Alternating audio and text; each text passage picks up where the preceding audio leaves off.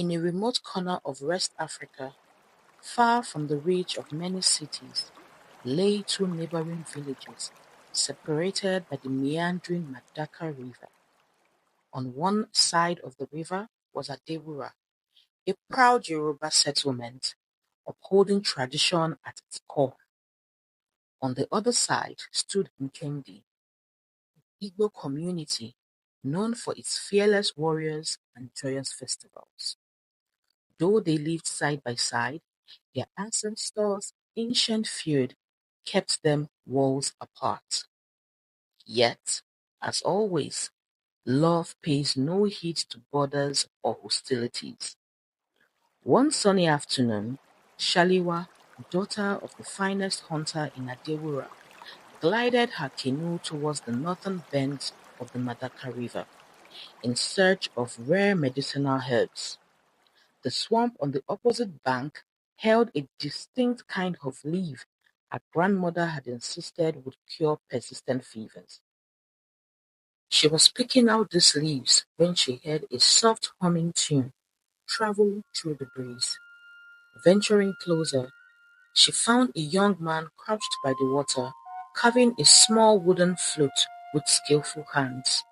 He radiated a calm presence that contrasted sharply with the tension that hung in the air between their villages. He looked up and introduced himself as Obioma of Nkemdi, a talented craftsman and the only son of the Igbo chief. Though he was expected to master the sword and follow in his father's warrior footsteps, he was far more drawn to music and art. When their eyes locked, it was as if the world beyond them fell silent. They both knew the dangers of mingling. They knew that Adewura and Nkemdi were not on good terms. But from that instant, a spark ignited, and neither could douse the flame. Over the next few weeks, Shalewa made more elaborate excuses to visit the Madaka River. The need for new hair patches, hidden groves, the need to gather fresh seeds. The excuses were endless. In reality, she was returning to that one bend of the river where Obioma would be waiting. In the light of the moon, his flute played sweet melodies along with the frogs and crickets as she watched him in adoration. They spoke of their lives. Shalewa wanted to be a traveling healer, learning from other faraway places. Obioma spoke of his love for music, a refuge from the calls to become the next great warrior of Nkemdi. Their love thrived in the quiet hush of the riverbank, even as rumors began to ripple through both villages, hints of a Yoruba maiden and an Igbo prince forming an unholy bond. These rumors fast grew into suspicion. Afraid of being discovered and separated, the lovers devised a plan to run away. One late evening, Obioma gave a small wooden flute to Shaliwa, which he had made with signs and symbols of their union. She pressed into his hands a leather pouch containing herbs of powerful protection. Under the brilliant moonlight, they swore that on the next full moon they would meet by the old Iroko tree on the far bank of the river, and they would leave their villages behind forever. But fate had other plans. Unknown to them, a villager from Nkendi had sighted them, wrapped in each other's arms. He had run to tell the secret to the village head, and in a matter of hours, angry whispers spread like wildfire.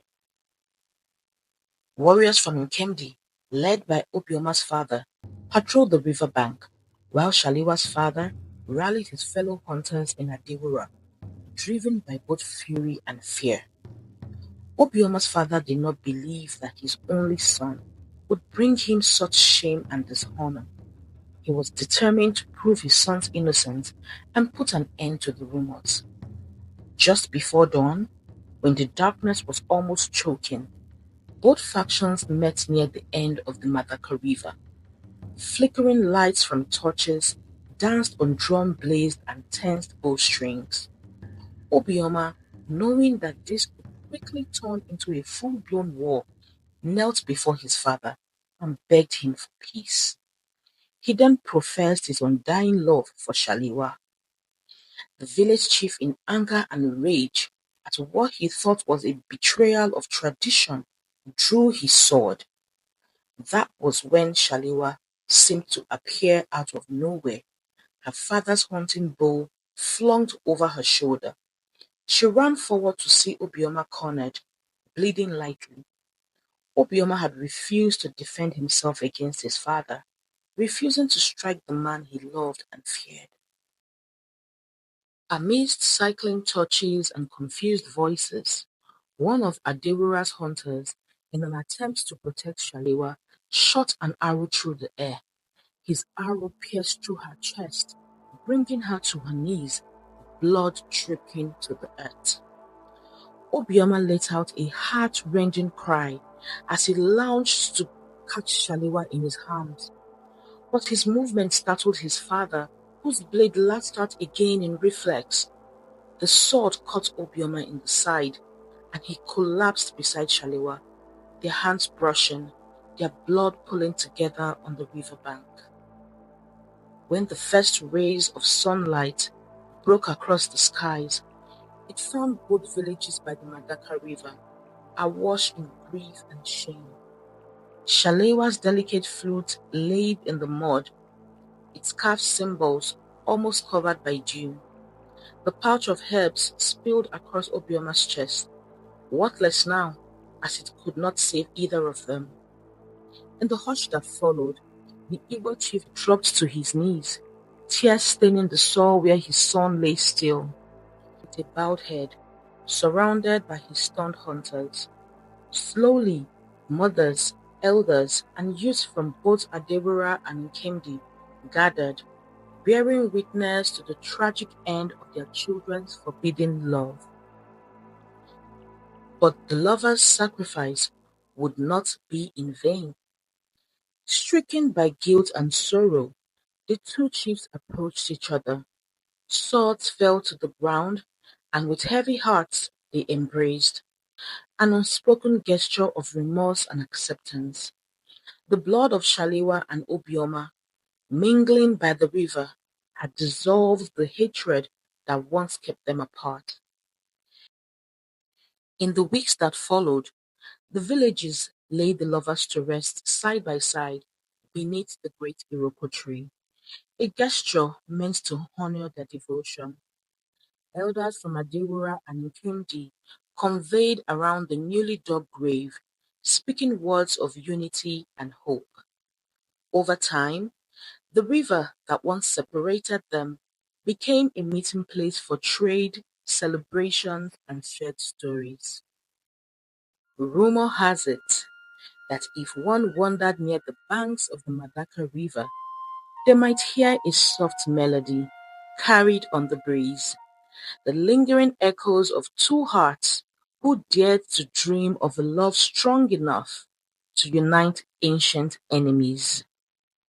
Their tragic passing forged a peace that would endure for generations, proving that sometimes the greatest sacrifices can heal the deepest wounds. If you enjoyed this story and would love more beautiful stories, please subscribe to this channel and turn on your notifications so that you do not miss any of our stories. Also, please like and drop a comment telling us your high points and your low points maybe about the story. I'll see you in our next story.